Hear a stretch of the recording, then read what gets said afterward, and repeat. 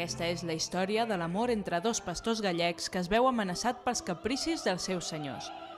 Maruixa és el nom de la protagonista i també el títol d'aquesta sarsuela de l'autor català Amadeu Vives. L'hem pogut veure a la Sala Gran d'Àtrium de la mà dels Amics de l'Òpera de Sabadell i de l'Orquestra Simfònica del Vallès.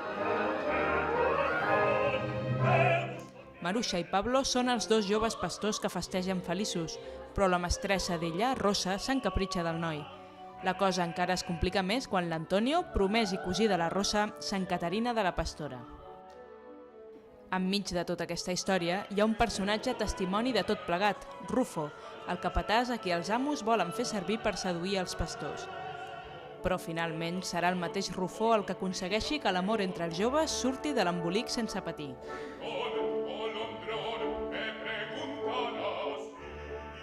Maruixa i Rosa estan interpretades respectivament per les sopranos Maite Alberola i Elisa Vélez.